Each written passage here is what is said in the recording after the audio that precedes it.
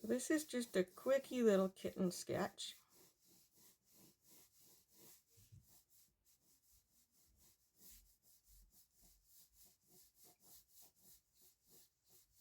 And I'm just using an old ballpoint pen for this little practice sketch.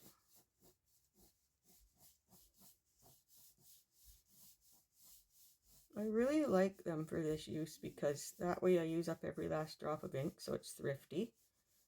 Plus, if they're running out of ink and they're spotty, I don't end up overwhelming the drawing with too much ink while I do this sort of gesture type drawing.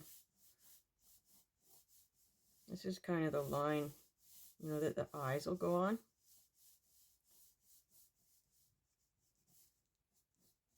I'm not going to draw eyes or anything in this. This is just kind of a, you know, a gesture sketch, getting to know the shape.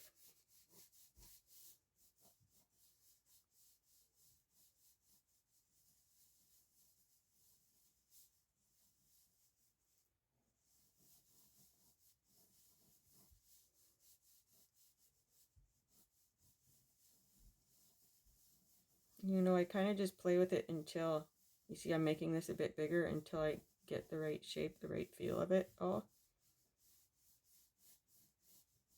Get that triangle in. It kind of might be a little bit off here, so, you know, in this stage I'm correcting all the time.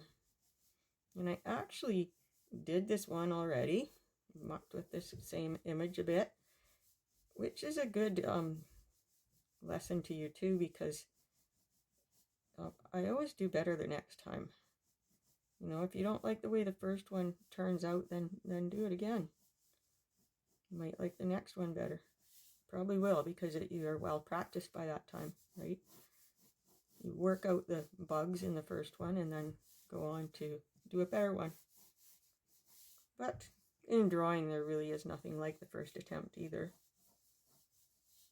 Just kind of getting the feel of where this paw is going to go.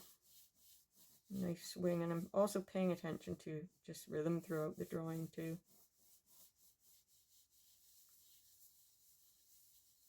Practicing in the air before I put pen to paper.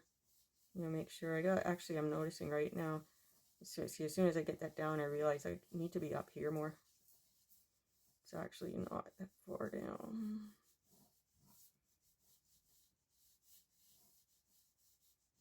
And with every drawing I do, I learn something new. Again, I'm not worried about overlap, because if I worry about overlap, I kind of interfere with my process of learning the shapes.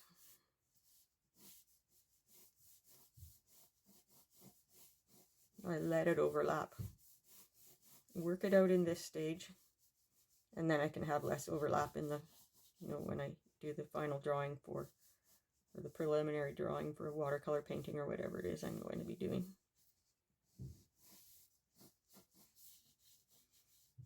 So just, and you know, this overlap here could become part of the toes that we draw in here.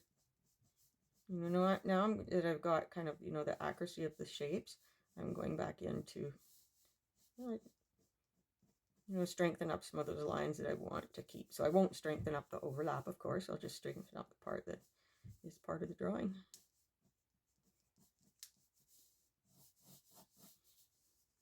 Oh, I might as well draw the eyes, I guess, especially since they're really just slits anyways. And the kitten's face is a little bit squashed up, you know, because of the way the kitten's laying. So if you want to capture that look of a cat laying, you know, with its head against what it's laying on, then you kind of got to make the face a little squashed up looking.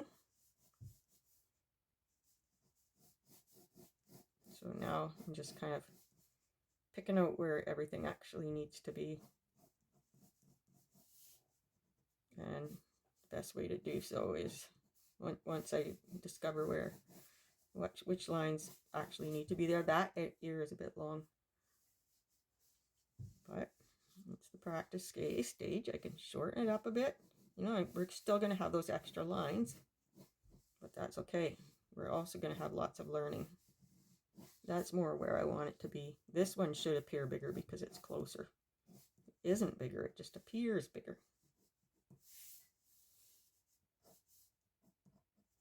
Can strengthen up some of these lines a bit now. You see, I tend to draw a triangle.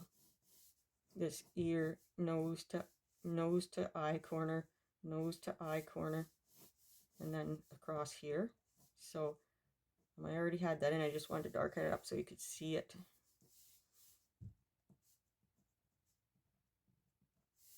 That peaceful kitten look.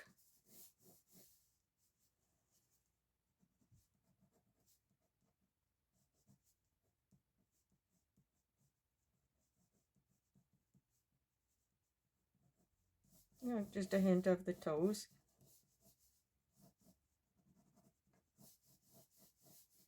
You might want to put a bit of something there to show that the cat's laying on something, and continue this line along here and then come down here. You know, it just helps plant the cat, the kitten.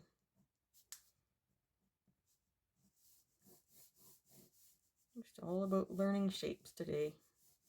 And I had some requests for some kitten drawings, so it's hard to say really where the, you know, you can see a hint of a body, rest of the body back here, but I think most of the rest of the body and the tail are all behind here.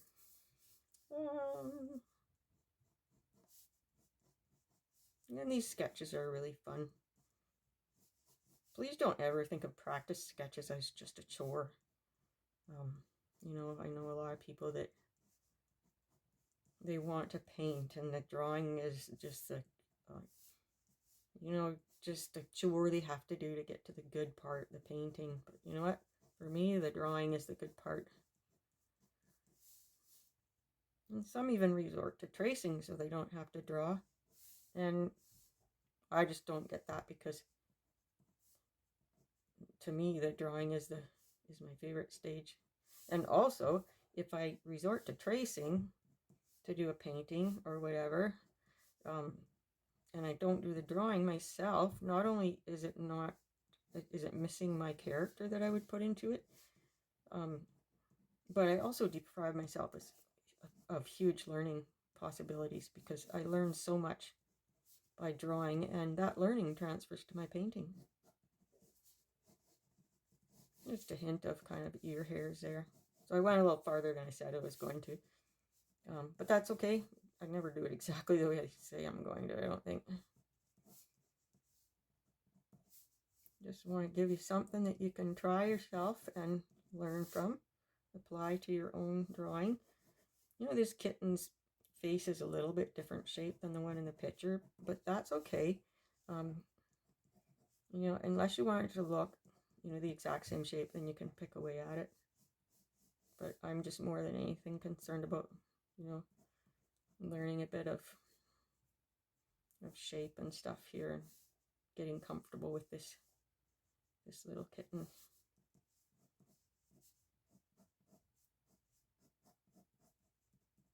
You can muck around with the shape of the mouth.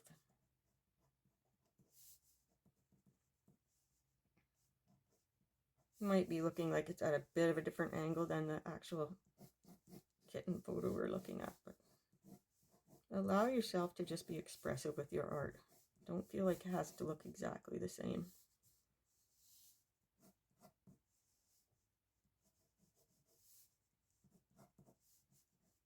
I definitely don't use my good artist ink for these kind of drawings. I just use the cheapest pens I can find that work for it, because I use a lot of ink.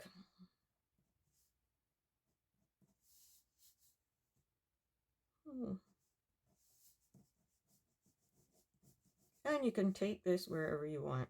You know, you can pick away at it. You can, if you're into realism, you can, you know, use it as a basis for your realistic drawing. You can use it for a preliminary sketch for painting or whatever, or you can just do another pen sketch in good ink and watercolor or something. That's what I like to do a lot. Yeah, so I think that, well, I'm going to throw some whiskers on here just for fun. The whiskers would be kind of tucked in there. And I try to take it easy with whiskers and not put too many in, because it can weigh the face down if it's a simple drawing, if you put too much in the way of whiskers. So I think I'm going to leave it right there. These preliminary sketches, if you're going to keep them, you should still sign them because it's still your work. So I hope you enjoyed that, and I hope you try some of that on your own, and I will see you in the next video. Thanks for watching.